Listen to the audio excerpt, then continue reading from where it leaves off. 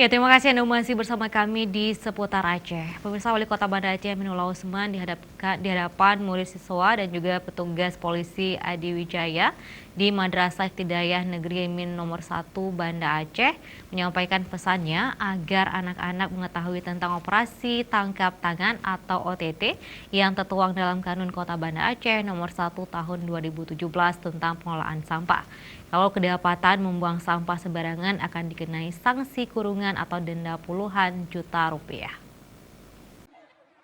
Pesan dan sekaligus sosialisasi tentang larangan membuang sampah sembarangan disampaikan Wali Kota Banda Aceh Aminullah Usman di hadapan ratusan murid-murid di Min nomor 1 Kota Banda Aceh. Murid Madrasah Ibtidaiyah ini pun mendengarkan dengan antusias, apalagi di sekolah setempat telah diajarkan tentang peduli kebersihan dan tertib sampah dengan dibentuknya petugas kebersihan yang dinamai Polisi Adiwiyata yang peduli soal kebersihan dan mendapat piket kebersihan di luar jam belajar.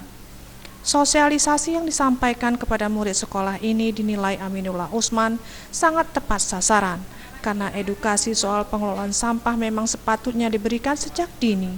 Sehingga dari sekolah, para murid-murid akan menerapkan ke lingkungan rumahnya atau sebaliknya. Iya, itu memang sudah ada. Yang buang sampah sembarangan, ingat ya, yang buang sampah sembarangan itu dikenakan kurungan 1 bulan dan denda 10 juta.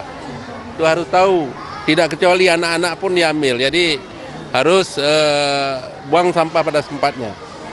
Dan apa yang diajarin di sekolah, di rumah terapkan ya semua ya. Ajak orang tua ya supaya biasakan bersih itu sehat, bersih itu indah, bersih itu menyenangkan ya, dan bersih itu mendatangkan uang. Ditambahkan Wali Kota Banda Aceh ini tentang OTT membuang sampah sembarangan tidak memandang bulu ataupun usia, hanya saja kepada anak-anak akan diberikan sanksi lain. Tim Liputan Aceh TV.